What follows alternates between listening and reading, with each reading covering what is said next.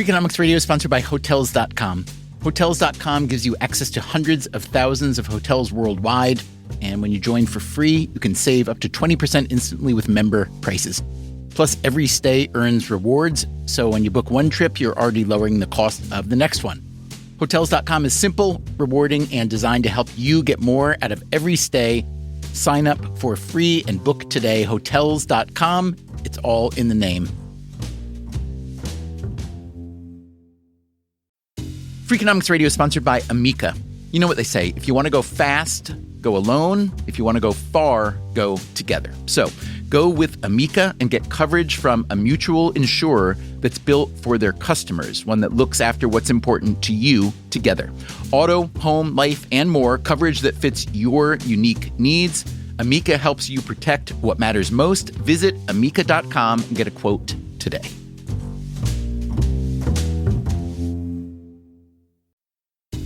Freakonomics Radio is sponsored by Mint Mobile. Ditch overpriced wireless with Mint Mobile. Cut your wireless bill to $15 a month at mintmobile.com/freak. Upfront payment of $45 for 3 months, $90 for 6 months, or $180 for 12 months. Plan required, $15 per month equivalent. Taxes and fees extra, initial plan term only. Greater than 50 gigabytes may slow when network is busy, includes up to 20 gigabytes hotspot. Capable device required. Availability, speed, and coverage varies. See mintmobile.com.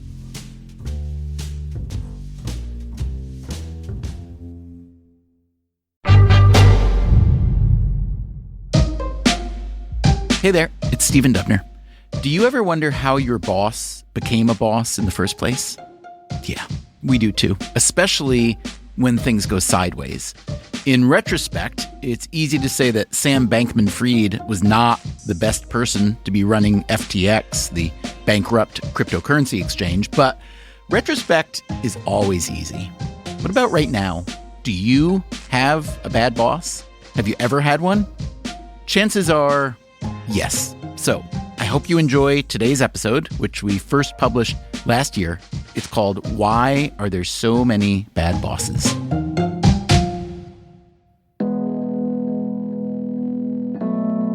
My name's Katie Johnson, and I'm a data scientist.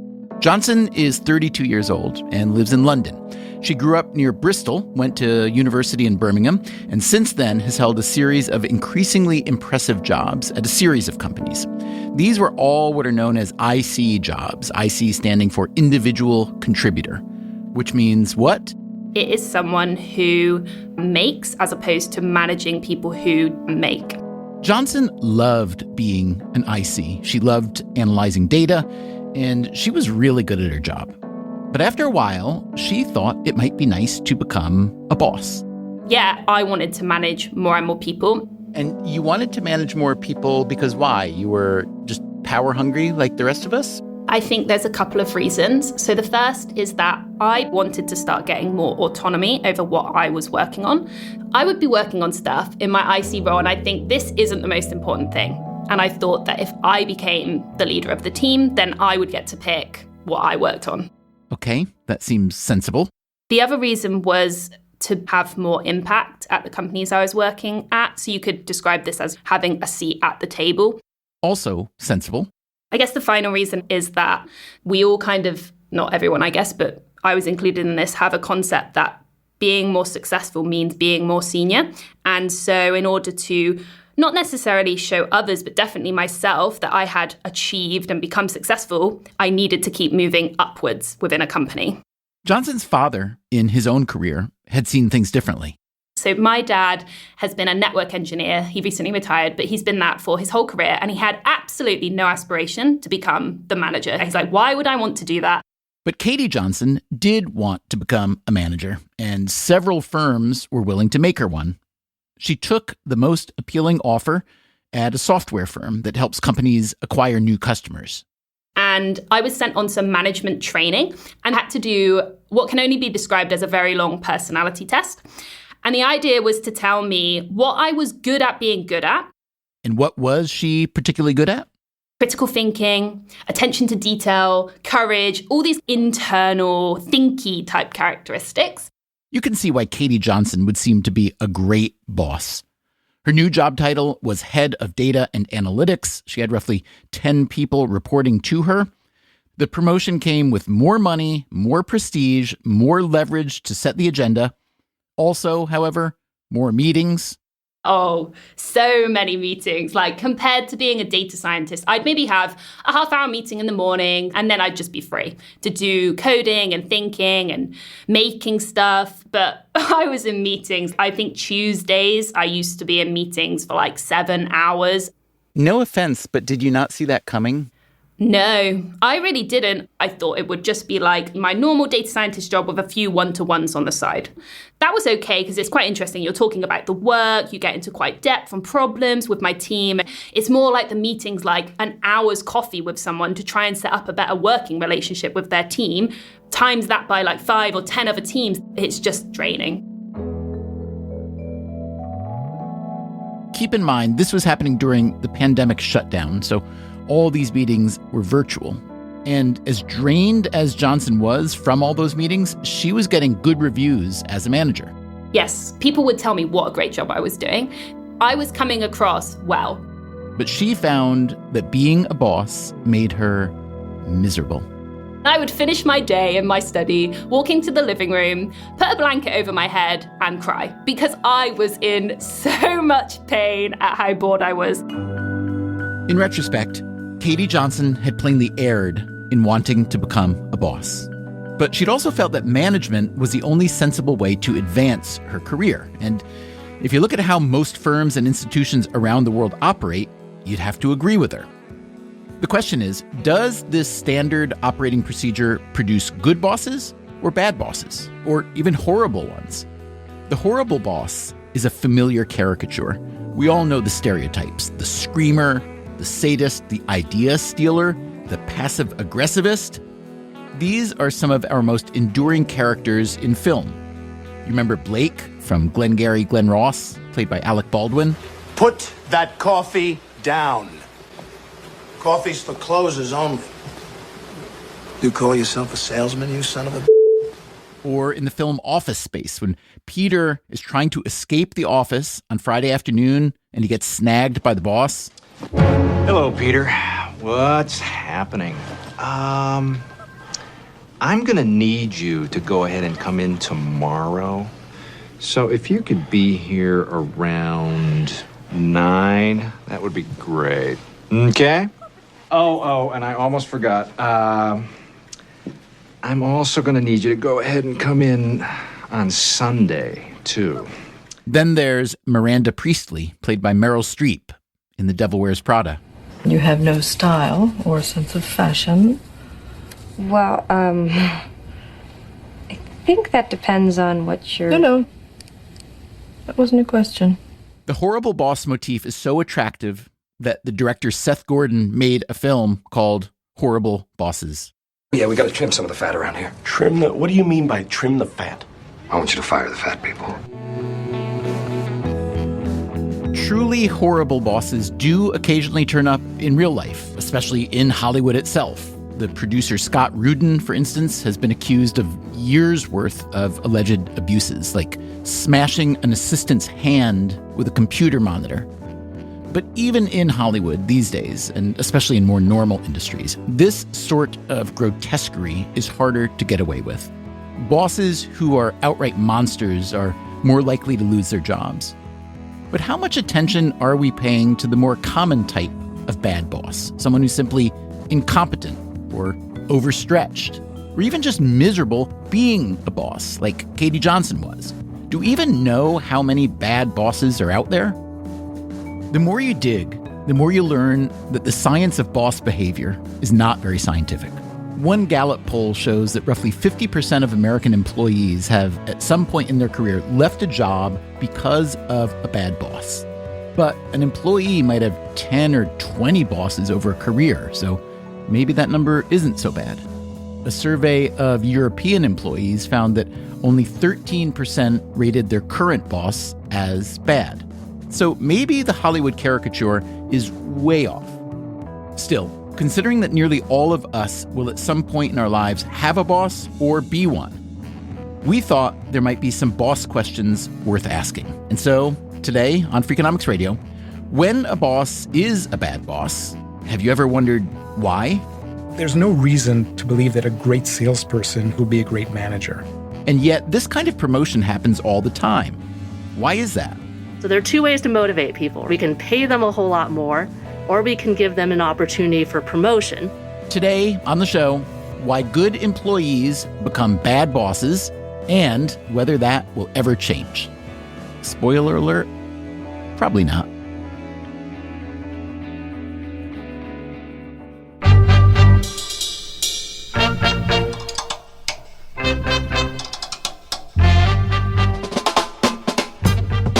This is Freakonomics Radio, the podcast that explores the hidden side of everything, with your host, Stephen Dubner.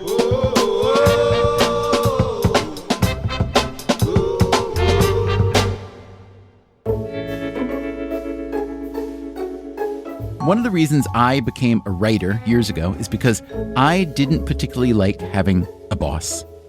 Like Katie Johnson, I prefer to set my own agenda, my own pace. I also really like working alone. Also, like Katie Johnson, I am not particularly fond of meetings, so I wouldn't be a very good boss either. Fortunately, at Freakonomics Radio, there are a couple other people who do all the bossy stuff, leaving me pretty much free to do this, what we're doing right now, asking questions, trying to find answers. So here's a question I've always been curious about. How important are bosses anyway? I don't mean CEOs, the ultimate boss. If you're interested in that, we once did a series called The Secret Life of CEOs. Today, we are just talking about your standard issue middle manager. Do they really matter? Yes, broadly speaking, managers matter. Bosses matter for outcomes. That is Steve Tadelis. He's an economics professor at UC Berkeley's Haas School of Business, a training ground for future bosses. Management is not something that Tadelis himself aspires to. Tell me how close you are to administration so I know how far away to be from you. But he has spent time, while on sabbatical, working as a boss at some well-known firms. When I was at eBay and Amazon, I managed teams and I enjoyed it very much. How do you assess yourself as a manager in that realm? I'm blushing, so. Because you're the best ever? No, but I'm pretty good, so I'm feeling a little uncomfortable. Your positive self-assessment is based on direct feedback or just a general warm glow feeling? At eBay and Amazon, the feedback was actually formal through surveys. Surveys, that is, with questions like, on a scale of 1 to 5, how much do you agree with the following statement? My boss generates a positive attitude in the team. Or, my boss is someone I can trust. Or, my boss provides continuous coaching and guidance on how I can improve my performance. These surveys led Steve Tadelis to ask his own bigger questions about bosses. For instance, does it really matter? Do these measures of manager skills or characteristics, do they really have any value for the firm? Is there some way in which managers who score higher on these surveys are actually contributing more? These are eternal questions in the field known as personnel economics. You could ask the same questions about any manager, the head coach of a football team, the chairperson of your homeowners association, the president of the United States. But as I mentioned earlier, the academic literature on the impact of bosses is not particularly advanced. You can see why, if you think about it. There are so many variables in the relationship between a boss and their employees that it can be hard to pinpoint the effects of the boss. This is why most research focuses on one single quantifiable metric, productivity. For example, there is a paper by the late wonderful economist Eddie Lazear, Catherine Shaw, and Chris Stanton, where they show that there is variation in output of employees based on the managers that are in charge of them. That paper from 2015 analyzed data from a single firm that the researchers were not allowed to identify, but it appears to be something like a call center. The analysis looked at what happened when a worker moved from what the researchers identified as an average boss to a high-quality boss. Such a move, they found, increased productivity by as much as 50%. So if this were a call center and a given worker handled 100 calls per shift under an average boss, an excellent boss could boost that to 150 calls. So at least in this type of setting, a, quote, good boss is doing something right, but the data couldn't say what. Steve Tadelis wanted to learn more, so he teamed up with Mitchell Hoffman, an economist at the University of Toronto's Rotman School of Management, to write a research paper. I had access to interesting data and people in this company that will have to be unnamed because when it comes to personnel data, companies are very hesitant. Tadelis would only say that this firm did high-tech, knowledge-based work. Maybe, given his history, you might picture a firm like an eBay or an Amazon. In any case, he is looking at a very different type of work than the earlier research with its narrow measure of productivity. What we're doing is opening the hood up a little bit. And what sort of data did they have access to? We have data that allows us to measure the impact of a particular manager skill that we're calling people management skills, as opposed to just do managers matter. People management skills, meaning the sort of things you find on those employee feedback surveys. How well the manager coaches and communicates, how trustworthy they are. So that's the boss data. On the employee side, Tadelis and Hoffman had a lot of concrete data. Subjective performance scores, as well as how often a given employee was promoted or given a raise, the number of patents they filed, and whether they stayed at the firm or left. In these high-tech, knowledge-based companies, retention is a very, very important focus because getting these high-skilled workers is not easy, and there's a lot of competition. And when you lose an employee, especially an employee that's very valuable, then it could take months to replace them. So Tadelis and Hoffman set about to sort through all this data to look for any causal relationships between the rating of a given manager and the various outcomes of the employees working under them. What'd they find? For the most part, it was a big bag of nothing. We didn't find that the ratings of the managers seemed to impact the subjective performance of their employees, their income, their promotions, or patent applications in a meaningful way. That's right. On all those employee outcomes, performance, earnings, patents, it just didn't seem to matter whether the manager was highly rated or poorly rated. But there was one other outcome to look at: employee retention. Bingo. Tadelis and Hoffman looked at employees at this one firm who moved from a manager with a poor rating to one with a high rating. That's associated with an attrition drop of about 60%. That is huge. And within that huge effect was an important nuance. What we see then is that managers help retain better employees more than worse employees, which shows that the impact of being a better manager is strongest where it matters the most. So, a good boss seems capable of keeping the best employees happy and presumably productive. Conversely, a bad boss might drive away the best employees. The Tadelis-Hoffman paper was published in 2021 in the Journal of Political Economy, one of the best econ journals. So, okay, the economics literature on bosses and management just got a little bit deeper. But remember, employee retention was the only outcome where it seemed to matter whether a boss was good or bad. And if you ask Steve Tadelis a more fundamental question, like, what does a good boss actually do to instill this loyalty? This is where I have to take a step back and say that there are certain things that may be outside the scope of what economists should be dealing with. If you were to make a list of things that you would like to measure, were it possible, given the data, what would some of those things be? Really good question.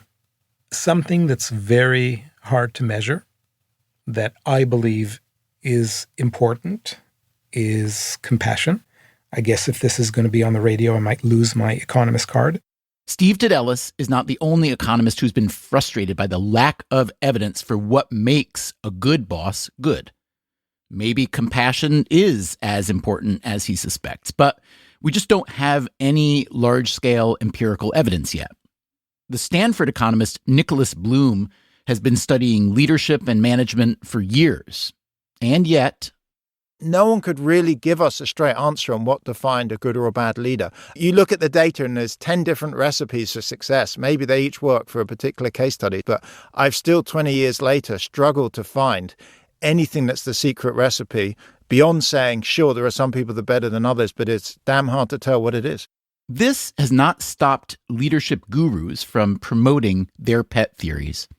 As Bloom puts it, there is a ton of BS around this from airport bookstore pulp fiction. And here's another reason to question the literature on management and bosses. As we've been hearing, most of the boss data comes from employee surveys. Have you ever taken a survey that rates your manager? If so, were you told it was anonymous? Did you believe it was anonymous? Were your answers objective? Or did you maybe think, well, my boss thinks I'm good at my job, so I'm going to say they're good at theirs. Or vice versa. I don't think my boss likes me, so I'm sure not going to give them a good rating. As we have said before on this show, survey data can be the lowest form of data. Here again is Steve Tadelis. I'm sure you know that economists are very wary about using surveys. And economists believe in what we call a revealed preference approach, meaning how you behave is telling me a lot more about you than what you say about yourself. Just how big is the gap between what people say and how they behave? Over the years, I have heard many economists give many examples of this gap. Steve Tadelis' example is my all-time favorite. There is a lot of discussion about privacy and privacy regulation these days. And you hear a lot of people saying how their privacy is important to them. And then you turn to them and say, here's a Snickers bar. Could I have your mother's maiden name? And they say yes. So it's a little bit confusing when you tell me that you really care about privacy and then you just scroll down on every app you download and click yes, yes, yes. That doesn't tell me that you really care about privacy. So the same is true for many other types of behavior. So let's keep in mind that much of what we have been told in the past about good bosses and bad bosses is not exactly evidence-based. Researchers like Tadelis and Hoffman and Bloom have been chipping away at the black box of boss behavior, but we've got a long way to go. This means we need to keep looking for good data and asking good questions. So coming up after the break, who becomes a boss and why? If so many people think the boss selection process is stupid, why do firms keep doing it? And whatever happened to Katie Johnson? I get to the end of the day, and the last thing I want to do is talk to someone else. I'm Stephen Dubner. This is Freakonomics Radio. And remember, you can get our series, The Secret Life of CEOs, and all our past episodes on any podcast app. We'll be right back. Freakonomics Radio is sponsored by Cash App. When it comes to Bitcoin, you may be surprised to know that it was invented way back in 2008. If you still haven't made the jump to Bitcoin, Cash App makes it easy. When you buy Bitcoin on Cash App, they hold real Bitcoin for you, one-to-one, and you can withdraw it anytime. It works more like real money and less like something locked in an account. No extra steps, no restrictions, just access and control when you need it. For a limited time, new customers can get $10 added to their balance. Just use code BITCOIN10 when you sign up. And don't forget this part, send at least $5 to a friend in the first 2 weeks. Terms apply. Cash App is a financial services platform, not a bank. Banking services provided by Cash App's bank partners. Bitcoin services provided by Block Incorporated brand. For additional information, see the Bitcoin disclosures at cash.app/legal/podcast.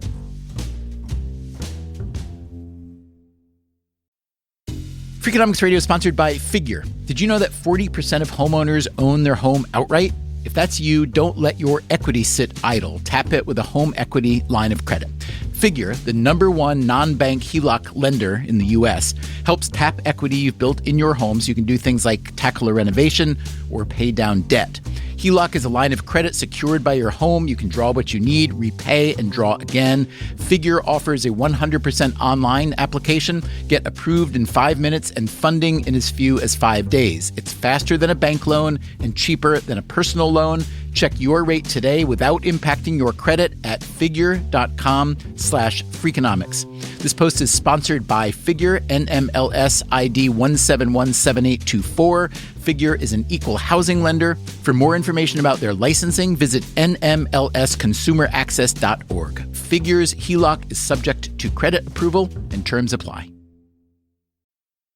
Freakonomics Radio is sponsored by Square, the business platform that helps sellers become neighborhood favorites. No matter if you're selling 3D printed art or running a design studio, Square helps you run your business without running yourself into the ground. Square was made to work on the go, so you can sell wherever your customers are. With Square, you can track sales, manage inventory, and access reports in real time, whether you're in the shop, on the go, or running things solo. Square supports every major payment method, including tap to pay, and offers instant access to your earnings through Square Checking. Sellers save an average of 44 hours per month by skipping bank transfer delays. With Square, you get all the tools to run your business with none of the contracts or complexity. And why wait? Right now, you can get up to $200 off Square hardware at square.com/go/Freakonomics. That's SQUARE.com/GO/Freakonomics.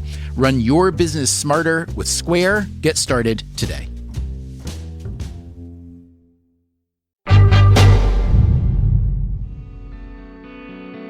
Have you ever thought about where a boss comes from?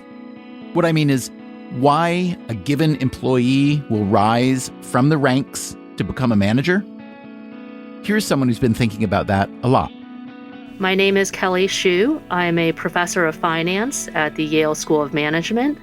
Kelly Hsu, along with Alan Benson and Danielle Lee, published a paper in the Quarterly Journal of Economics, another top journal, called Promotions and the Peter Principle.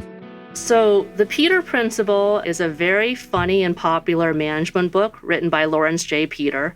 And his book offers an explanation for why we might see incompetent bosses everywhere. Incompetent bosses everywhere? Okay, I'm listening.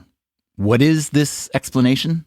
Let's go back to Lawrence J. Peter himself. This is from a 1973 documentary. The Peter Principle states very simply that in any hierarchy, an employee tends to rise to his level of incompetence. I'm sorry. As many times as I've heard that phrase, I still laugh at it just because it sounds like it's going to be not irreverent and then it turns immediately irreverent, which makes me chuckle. Oh, exactly. I think it's a funny idea, but it also rings true. And it's funny in a kind of unpleasant way because it reminds people how much they dislike their bosses. Peter was a Canadian education scholar. He used his daily observations to form a theory about job promotions. I saw that very often the competent individual was promoted to something he couldn't do. I saw a competent mechanic where he used to take my car. He was terrific. He was very responsible, very precise, knew exactly what he was doing, so they made him foreman. Now he's no longer fixing cars and he's trying to manage other mechanics. And he's very incompetent. The more Peter looked around, the more he saw people who were good at their jobs routinely stumbling into bigger jobs they weren't good at. In any organization where competence is essentially eligibility for promotion and incompetence is a bar to promotion, people will rise to the level of incompetence and tend to stay there. The book he wrote with Raymond Hull was called The Peter Principle: Why Things Always Go Wrong. It wound up selling millions of copies. The book was meant to satirize corporate strategy. Nevertheless, a variety of big firms tried to recruit Peter to become their management guru. He declined, saying that he didn't wish to rise to his own level of incompetence. Kelly Hsu again. His idea is that firms and organizations tend to promote people based upon their performance so far. What that means is a worker who is good at her job will be quickly promoted to a new job role, which might require a different set of skills. If she's good at that new role, she's going to be promoted again, until she reaches a position where she's actually a bad match for that new job role. And then she will no longer be promoted. On the one hand, it would seem to make perfect sense that you promote someone who's good at their job. You don't want to promote the bad workers. On the other hand, managing is not the same as doing. There's no reason to believe that a great salesperson who knows how to negotiate deals will be a great manager. That, again, is the Berkeley economist Steve Tadelis. I look here in my company, Berkeley. Great researchers often make for lousy department chairs. Great engineers often make for lousy engineering managers. But here's the thing about the Peter Principle. Even though the theory had been around for half a century, no one had ever checked with real data from real companies whether Lawrence Peter was right. A few observations about a car mechanic or an academic researcher turned department chair, those do not constitute empirical proof, especially in the realm of management and all that airport bookstore pulp fiction. This is where Kelly Shue and her co-authors come in. They wanted to see if the Peter Principle actually exists, and if so, what should be done about it. First step, get hold of some data. We got our data from a company that offers sales performance management software and services. Shue can't tell us the name of the company, but picture something like Salesforce. A typical client of our data provider is a firm that employs business-to-business sales workers. And that client firm would input the sales numbers and the whole organizational structure into a software program. And what we're doing is we're studying the data that these client firms uploaded into the software program. How many firms and how many workers? We see data for about 40,000 business-to-business sales workers at over 130 different U.S.-based firms. And how many of those were in managerial roles? 5,000 managers and about 1,500 promotion events. So in terms of empirical studies in your realm, this is considered a pretty large and robust data set, or would you have liked it to be even bigger than that?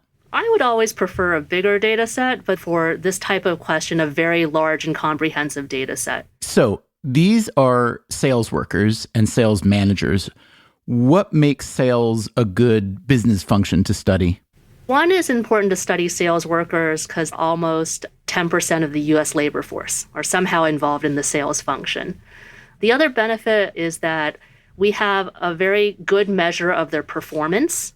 So we can test, are the stronger performers more likely to be promoted? So that makes a lot of sense from your perspective as the scholar. From my perspective, as someone who's not in sales, I would think, well, your findings may not translate very well. That in a field like journalism or in healthcare or in many other fields, the measurables aren't nearly as measurable as they are in sales. So how generalizable do you think your findings are? I believe it's likely to apply to other settings where the skills required to succeed at one level differ from skills required to succeed in the next level.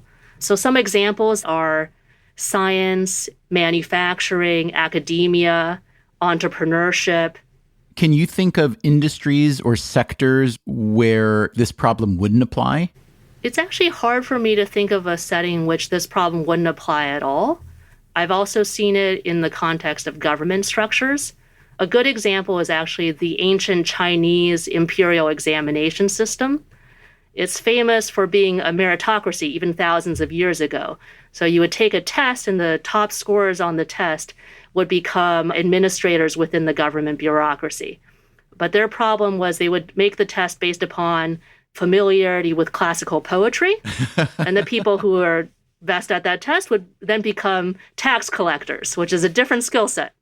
But ancient Chinese poetry was an incredibly rich and diverse body of literature, yes? So I could imagine how a mastery or even a deep appreciation of that could theoretically apply across a number of skills. Theoretically, yes. You sound unconvinced. And to be fair, I do not have the historical data to prove that being the best at classical poetry means you're not the best at tax collection. Since you don't have that data, let's look at, say, modern U.S. politics. How would you assess the relationship between a person who's electable and a person who will govern well? Oh, that is a very good point. So someone who is electable might be very charismatic, very good at public speaking, whereas the actual function, once someone has been elected, might involve being good at deal making, back office politics, or understanding the actual details of the policies that they're passing. Do you know anything about that question empirically? I'm drawing a blank, but you really did raise a very good research idea. Maybe I will look into this. We've been thinking about settings where this type of problem might apply for a long time, but somehow never thought about the government or elected official example you just raised. But it seems like spot on for having potential as a problem. Okay, before I hijack this conversation with Kelly Xu to talk about politics and ancient Chinese poetry, we were talking about her research paper that tried to identify the Peter Principle in the wild. As Xu told us, she had performance data on roughly 40,000 sales workers and around 130 companies. The next step was to confirm that companies indeed use an employee's job performance as a trigger for promotion. The answer? Yes. We find that doubling in worker sales corresponds to a 30% increase in their probability of being promoted. Another way to look at it is if someone is the top sales worker within their team of 5 or 6 people, then that top sales worker has about triple the probability of being promoted relative to the average sales worker. Now, is that alone evidence of the Peter Principle? No, just to promote based upon past performance isn't necessarily a Peter Principle problem, because it could be that the best salespeople really are the best managers of salespeople. In that case, you want to promote the best salespeople. Okay, so the next step, I guess, is seeing whether the best salespeople indeed do become the best managers. How do you do that? So first, we're going to measure the quality of each manager. Managers in our data are no longer directly involved in sales. Their job as a manager is to coordinate and facilitate the sales of their subordinates. And presumably those subordinates are people they worked with side by side and maybe competed against just the week before they were promoted. Is that the case often? We actually see, for the most part, people, when they're promoted, they're rotated to a different team, possibly because the firm overall is exactly afraid of those internal team dynamics that you've just described. So we don't want to call someone a good manager just because her team sells a lot, because we're worried that maybe she was lucky and she was assigned to great sales workers, and those sales workers could have been great regardless of her managerial input. To get around that problem, we're going to measure manager quality as the manager's value added to her subordinate sales. If my subordinates sell more when they work under me than when they worked under other managers, then I would be considered a high-quality manager. So here's the key question Kelly Xu is asking. Does being a good salesperson make you a good manager of other salespeople? Here's what she found. The manager with double the pre-promotion sales as another manager leads to about a 6% decline in subordinate sales. Oh my goodness. Yes. What we find is that among promoted managers, those with low sales prior to their promotion, they are actually better at managing their subordinates. Let me say that again. Oh my goodness. When these firms select people to be managers based on their current job performance, they are actively making themselves worse off.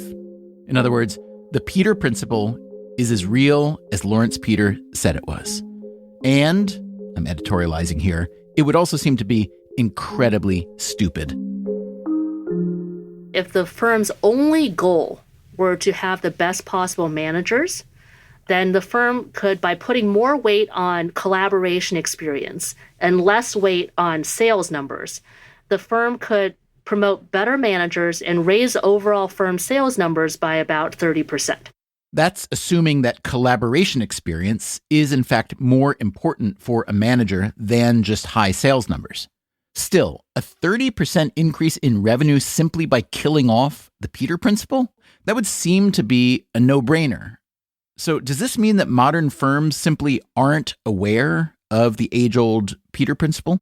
Most firms are aware of the Peter Principle problem, and it's a problem that they purposely choose to live with. Some evidence we have indicating that in situations when the firm is trying to select a new manager who is going to be in charge of a very large team. Okay, so that's a situation in which manager quality matters a lot. In those situations, firms put less weight on a worker's sales numbers, probably because they know you're going to end up with a bad manager. So Shu is arguing that firms know they will get worse managers by simply promoting people who've been good at their previous jobs rather than people who might actually be good managers. And yet, for the most part, they continue to do it, even though it hurts their profits. Why would they do that? Economists are always telling us that companies are, by definition, profit-maximizing machines. Knowingly promoting a bad manager does not sound very profit-maximizing. So are companies just making a mistake? A firm having a Peter Principle problem doesn't necessarily mean that the firm doesn't understand what it's doing or it's making a mistake.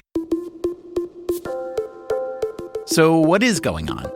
After the break, Kelly Shu gives us some answers. You don't want to brag about your pay on your resume. I'm Stephen Dubner. This is Freakonomics Radio. We'll be right back. Freakonomics Radio is sponsored by Southern New Hampshire University. The best investments are the ones you make in yourself, and no one knows that better than Southern New Hampshire University. With more than 200 online degree programs, no set class times, and low online tuition, Southern New Hampshire University is built to fit your life today and set you up for success tomorrow. Education is an investment. Why not make it a smart one? Apply for free at snhu.edu/Freakonomics. Freakonomics Radio is sponsored by Zip System. Zip System building enclosures are designed as one integrated roof and wall system that makes it faster and easier to create a tight, dry building enclosure. Instead of a mix and match approach, all components work together as one system, eliminating the need for house wrap and felt. Because they keep your build protected against weather starting from day one, that means fewer steps and less opportunities for delays. Explore their family of products and learn more at zipsystem.com. Freakonomics Radio is sponsored by TalkAboutPD.com. Let's talk about Peyronie's disease, or PD. It's not widely talked about, and some men may feel reluctant to bring it up, but it's more common than you would think. PD can happen when scar tissue builds up under the skin of the penis, causing a curve with a bump during an erection that for some men may lead to pain during intimacy and impact mental health. A trusted urology specialist can help diagnose PD and walk you through your options, including non-surgical treatment. Visit talkaboutpd.com.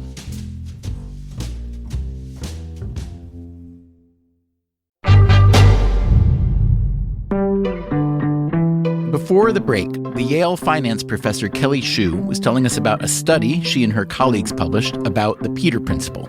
That's the idea that a good employee will be promoted to bigger and bigger jobs until they get to a job they're not good at, and then they tend to stay there. But for years, the Peter Principle was just a theory. Kelly Shu wanted to see if it's real.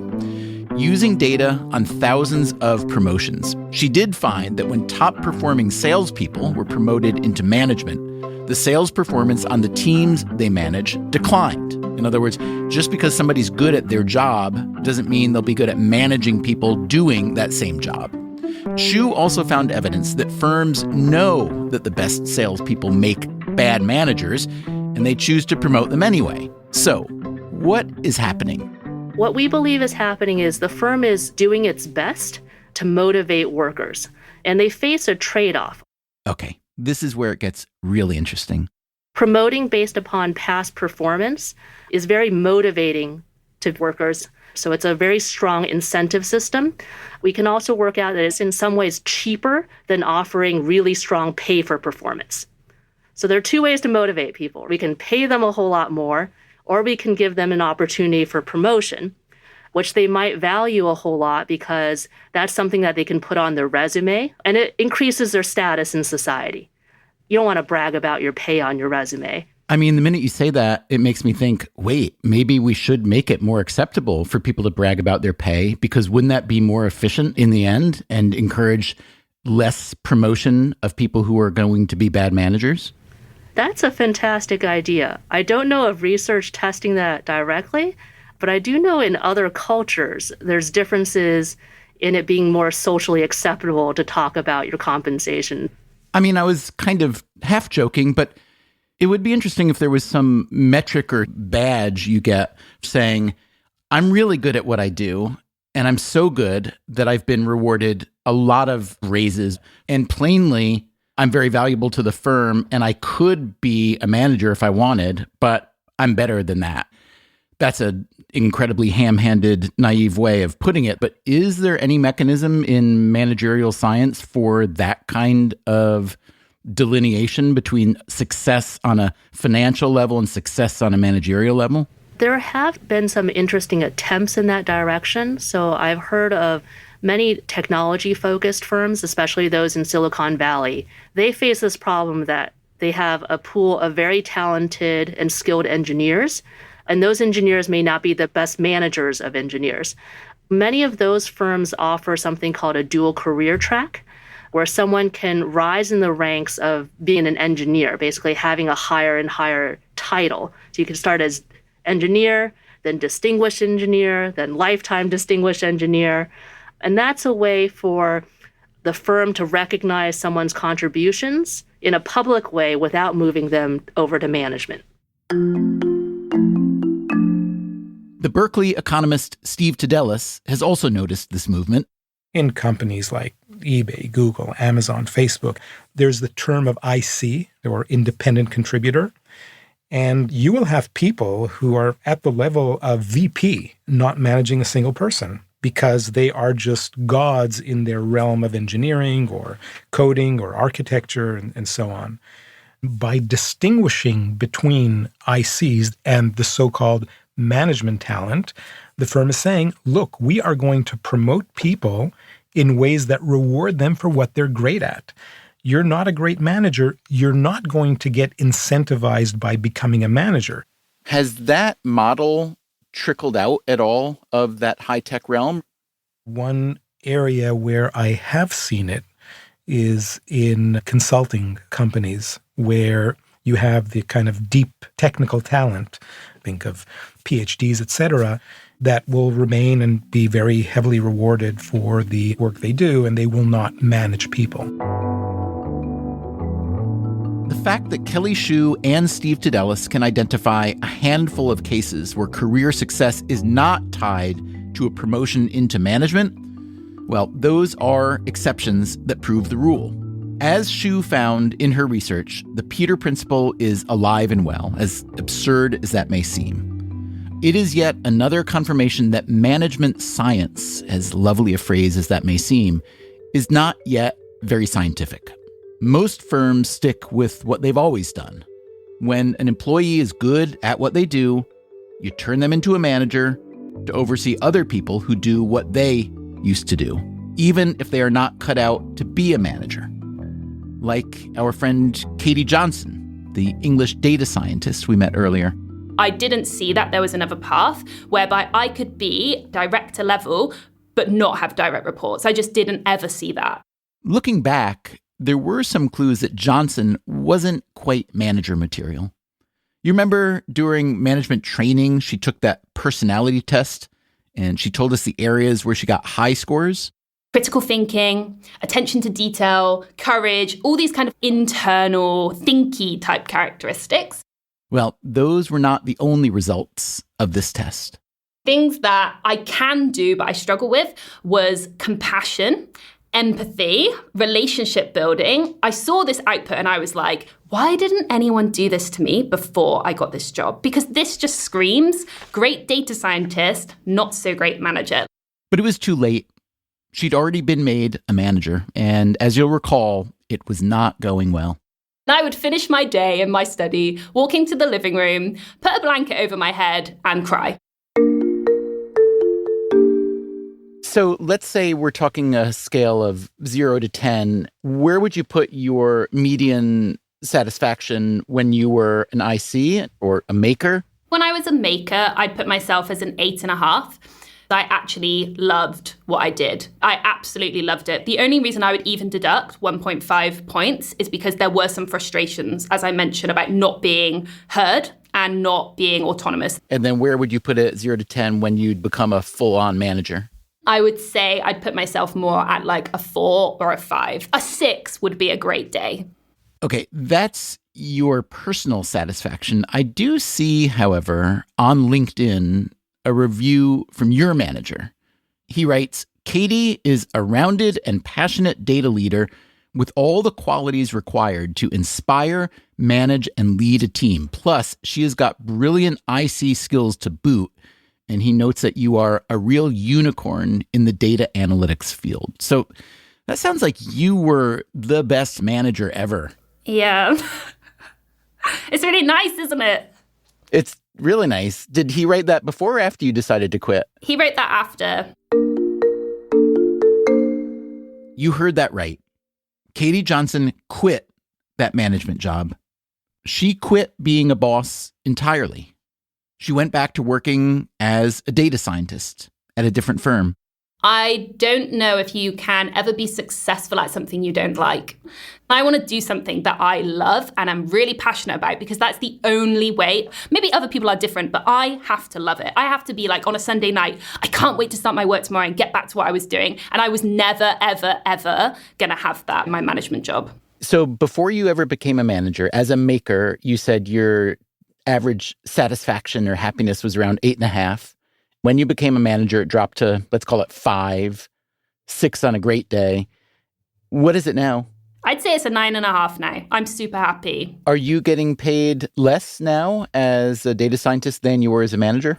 I'm getting paid more. How did that happen? I think there are more individual contributor roles now that pay good money. I think that this technical specialist route is becoming more prominent and more rewarded. And people do realize that there are going to be a lot of people who don't want to become the manager. And how do you motivate them? I believe you looked at the Peter Principle paper. Is that right? Yeah, I did. The way the Peter Principle is usually described is, to me, almost comical. It's that people rise to the level of their incompetence, which I find is a bit cruel sounding. Because one could also say that people rise to their ceiling of competence, right? And then maybe they're not as good at that. It's not like they suddenly turn into idiots. But I am curious, just your thoughts on the notion of promotion into management as a reward for being good at what you've been doing all along. For me, this is where the idea of splitting out those levels of seniority. So maybe you don't become the manager, but you can become a technical expert and you are paid and rewarded for that. Is something that helps with the incentives. What I would say on that, though, is often we have this dual career track of, okay, you can be a manager or you can be a technical specialist. But even though you might get a quote unquote promotion and be paid more, the technical specialist still might be excluded from high level conversations. So being a manager just has this connotation of seniority that a technical specialist doesn't necessarily, and you still might be overlooked in terms of just the respect. And I think that is motivating more than just, hey, here's a promotion, here's a new job title. I think people want that autonomy and that having a seat at the table, people caring what you think, it has to come with that. I would think that many people who are promoted from some sort of maker to some sort of manager, that it would be hard to step back, if for no other reason than it seems like a loss of status, yes? It definitely feels like a loss of status. I guess for me, I'm lucky that I don't care what people think as much as other people, or at all. I'm sure that was identified in your personality test as well. Yeah, complete rogue, doesn't care what others think.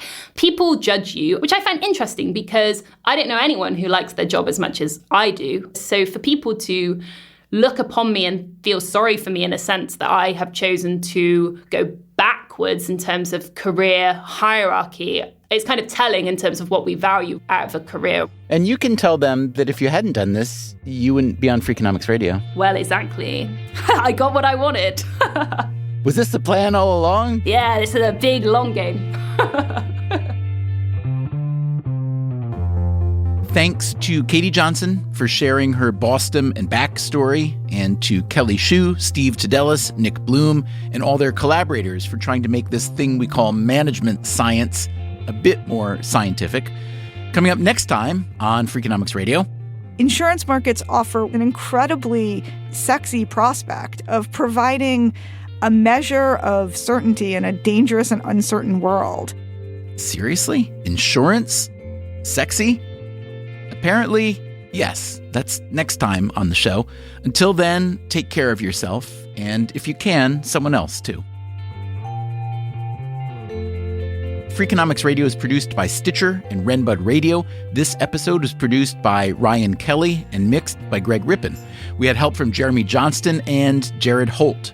Our staff also includes Zach Lipinski, Morgan Levy, Catherine Moncure, Alina Kuhlman, Rebecca Lee Douglas, Julie Canfer, Eleanor Osborne, Jasmine Klinger, Daria Kleinert, Emma Terrell, Lyric Bowditch, and Elsa Hernandez. The executive team of the Freakonomics Radio Network is Neil Carruth, Gabriel Roth, and me, Stephen Dubner.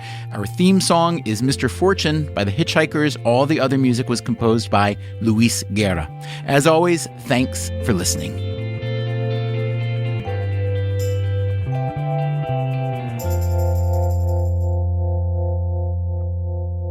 Do you ever want to tell your dean, thanks so much for giving me all this managerial responsibility, but I don't want it. I don't want my reward for being a good scholar to be that I have to do a bunch of management.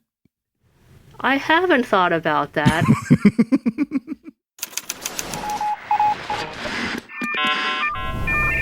The Freakonomics Radio Network, the hidden side of everything. Stitcher.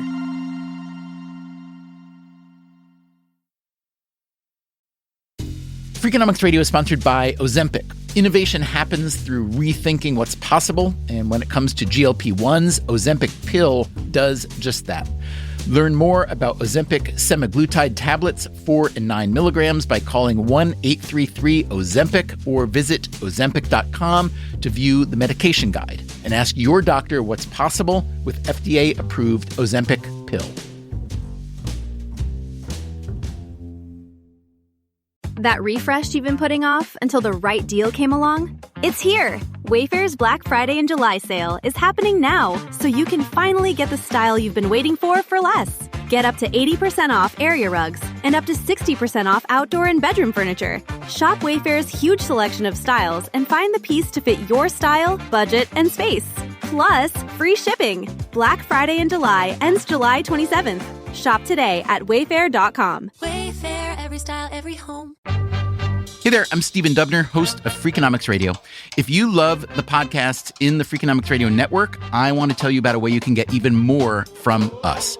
To hear our shows without ads and get exclusive access to Freakonomics Radio bonus episodes, please subscribe to SiriusXM Podcasts Plus on Apple Podcasts or sign up at SiriusXM.com/podcasts plus. Start a free trial today.